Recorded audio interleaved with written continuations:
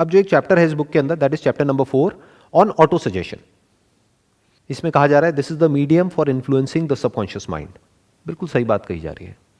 Subconscious mind मतलब क्या है? हमारी आदतें, वो काम जो हम बिना सोचे समझे करते हैं। जैसे जब तक गाड़ी चलानी आपको नहीं आती है तब आप कॉन्शियस माइंड से गाड़ी चलाना सीखते हो, एक बार गाड़ी चलानी आ जाती है तो वो गाड़ी सबकॉन्शियस से चलती है। आप कुछ और सोच रहे होते हो कॉन्शियसली, लेकिन गाड़ी अपने आप चलती रहती है। तो क्या कहा जा रहा है? No thought whether it is negative और positive can enter the subconscious mind without the aid of the principle of auto suggestion. Auto suggestion को एक और तरीके से भी आप बोल सकते हो रेपिटेशन। ऑटो सजेशन मतलब कि हम खुद को सजेशन दे रहे हैं, मतलब खुद ही के माइंड में एक बात को रिपीट करते चले जा रहे हैं। किसी भी स्किल को अगर हमको डेवलप करना है तो उसके लिए क्या चाहिए? Repetition, practice.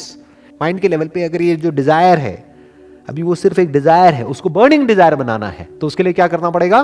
क्या चाहिए माइंड के लेवल पे? Auto suggestion. ऑटो सजेशन मतलब क्या? रेपिटेशन, कि बार बार उसके बारे में सोचना पड़ेगा।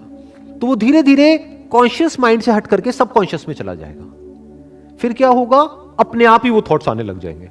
बिल्कुल ऐसा है जैसे एक बीज को आप प्लांट कर रहे हो। डिजायर बिल्कुल एक बीज के जैसा होता है, तो बड़े सोच समझ करके वहां पे प्लांट करना होता है। नीम का बीज बो दिया तो उसके बाद में पता नहीं लगेगा, लेकिन जिंदगी कड़वी हो जाएगी। और अगर आम का बीज बो दिया तो जिंदगी मीठी हो जाएगी। तो इसीलिए मैंने कहा कि डिजायर किस तरह का अच्छा होता है लॉन्ग रन में और किस तरह का बुरा होता है, based upon my own experience. कुछ लोग मेरी बातों का कुछ गलत मतलब भी निकाल लेते हैं। उनको ये लगता है जब मैं बोलता हूं कि भाई इस तरह के डिजायर्स हमारे अंदर नहीं होने चाहिए, तो उन लोगों को ये लगता है शायद मैं जो कह रहा हूं उसकी वजह से उनके पास में पैसा नहीं आएगा या उनका लाइफस्टाइल इंप्रूव नहीं होगा। जबकि मैं ऐसा कभी भी नहीं कह रहा हूं। मैं क्या कह रहा हूं? डिजायर ऐसे पालो जो आगे जाकर के आप फंसो नहीं, पैसा बहुत आएगा। और जो भी कुछ कह रहा हूं, सवाल ये उठता है कि मेरे पास में क्या अथॉरिटी है इस बुक के बारे में बात करने की। जो भी कुछ कह रहा हूं अपने एक्सपीरियंस के बेस पे कह रहा हूं। मतलब मैं आपको कोई समरी नहीं बता रहा हूं इस बुक की, वो तो कोई भी कर सकता है।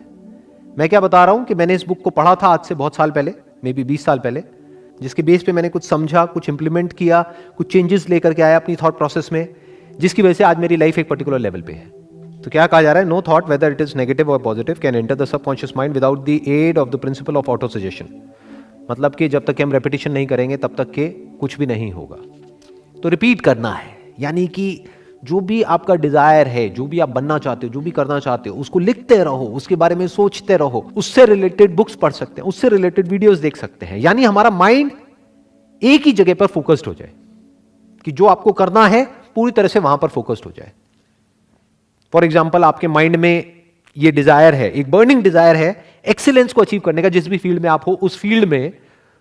तो उस एक्सीलेंस की जो भी डेफिनेशन है, हर फील्ड के लिए अलग अलग है एक्सीलेंस की डेफिनेशन। आप एक डॉक्टर हो तो कुछ और है, इंजीनियर हो तो कुछ और है, लॉयर हो तो कुछ और है, बिजनेसमैन हो तो कुछ और है। जो भी डेफिनेशन है आपकी फील्ड में एक्सीलेंस की, उस डेफिनेशन को पहले क्लियर करो अपने माइंड में, डिफाइन करो अच्छे से, ताकि वो डिजायर डेफिनेट हो जाए।